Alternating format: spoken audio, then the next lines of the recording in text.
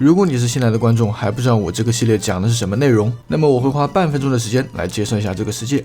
这个存档是2017年创建的，至今已经有3年多的历史，同时呢也开发了非常多的地方，就跟地图上面所显示的一样。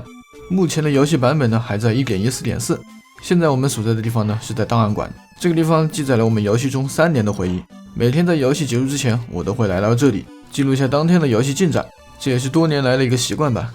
关于其他方面呢，我这里就不谈那么多了。那么在接下来的游戏过程中呢，我也会让大家慢慢的了解这个存档。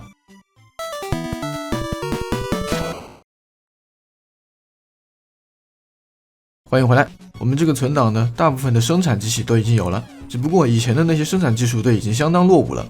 我想在这一轮重新建设家园的过程当中呢，把这些基础生产设备都给更新一下。然后是关于出生点的卡顿问题，可以看到现在 MSPT 只有5点几左右。在很久以前我一直都有这么一个习惯，就是把羊分成16种花色，然后把它们放在一个非常大的养殖场里面，而且每种颜色羊的数量呢还很多，而且在这里1半以上的区块呢是在出生点范围，所以细心的观众会发现你为什么在吃羊肉而不是牛肉。然后第二件事情呢，我打算在原点那里做一个全物品分类中心，就可以把出生点这边的小仓库给搬走了，这必然会是一件非常大的工程。原点离我们出生点也不是很远，就在这里，是坐标00的地方，也就是我们数学中所说的原点。然后这个蓝色的方框呢，是我目前使用的投影 mode。我们这样做的全物品分类仓库呢，就是要靠它。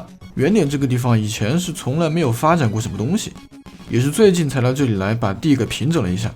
这下面做了一个高速炉子，我把出生点那边的炉子给搬过来了。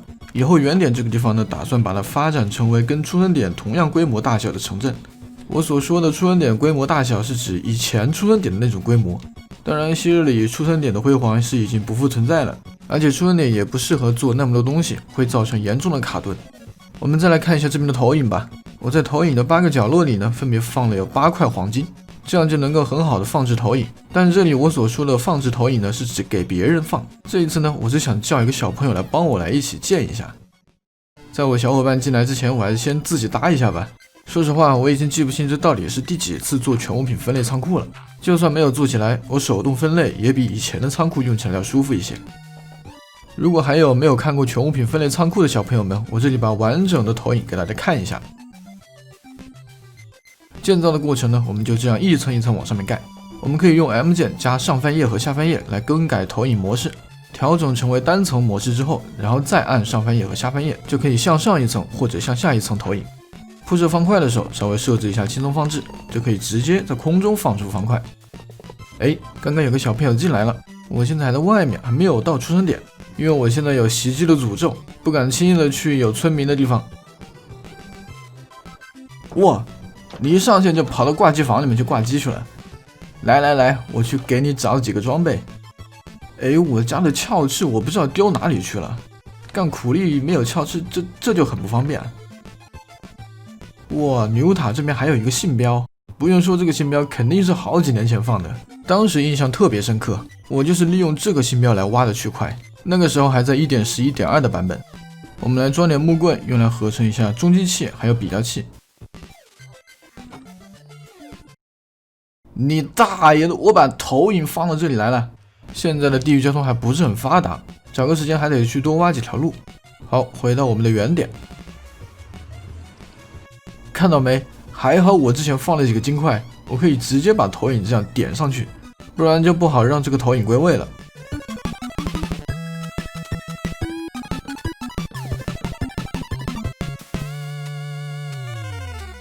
其实原点这里呢，以前是做了一个分类的仓库，一直也没有拿来使用，现在还是把它拆了吧，用来投入到新的分类仓库里面。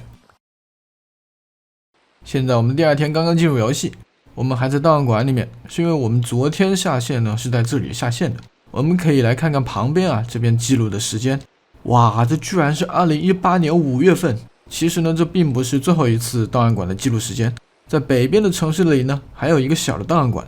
我记得在那边最后一次的记录时间好像是2018年的12月，所以说距今已经有大概快2年的时间没有写日记的习惯了。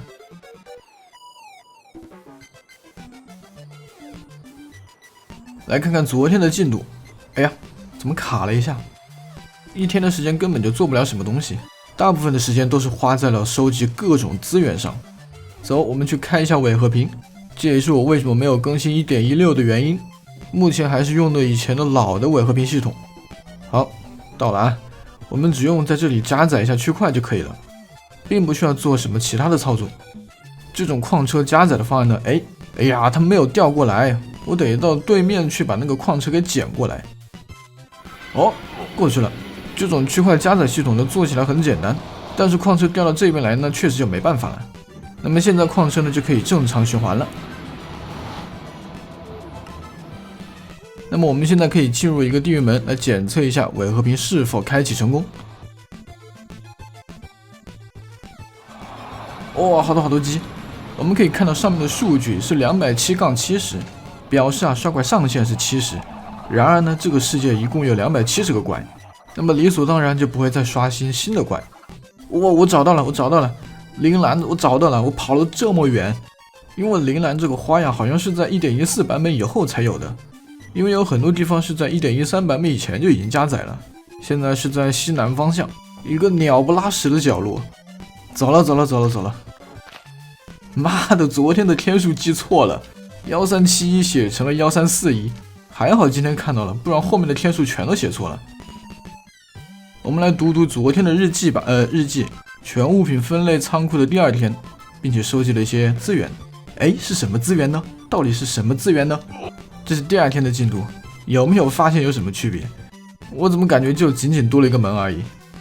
还有我的那个小伙伴，他说他的游戏特别的卡，我觉得吧 1.14 的优化还不是那么的好。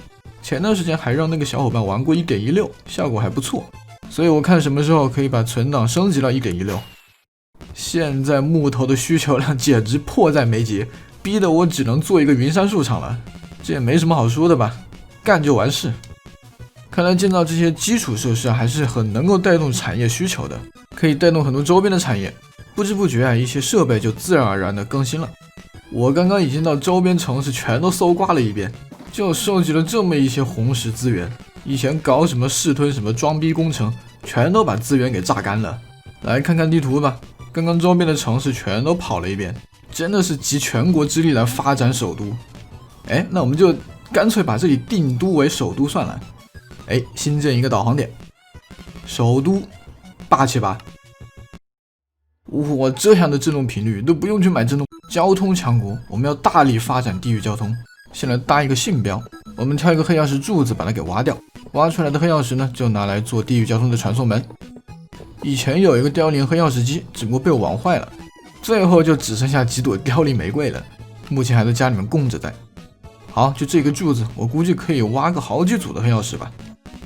这已经是第4天了吧，我都已经完全不记得我搞了几天了，感觉这个进度还是不怎么样啊，主要是资源收集不齐。在完成度上面呢，可以说已经到1半以上了，只是说填满它可能还得要10天半个月。最后的结果是什么样子的呢？分类仓库还没有做完，旁边倒是搞了3座树场。我们先上来看一下吧，现在就只差一个封顶的过程了，但是里面的漏斗大部分都没有填，没有填就意味着什么呢？就是不能够分类。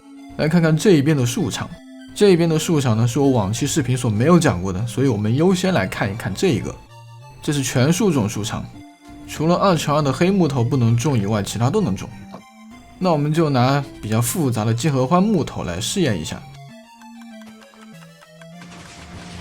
这种树场还是以前宇航员的那种思路，只不过里面的电路呢是我自己做的，还并没有做到那么精简的程度。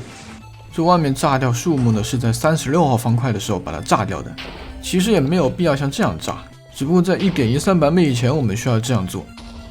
然后我们再来讲一下这边活塞推动的顺序，它是左边的活塞先推，然后是正面第2次推，第3次呢是右边，第4次也是正面。那么完整顺序就是左中右中这样的顺序，就可以处理掉这种比较复杂的金合欢木头。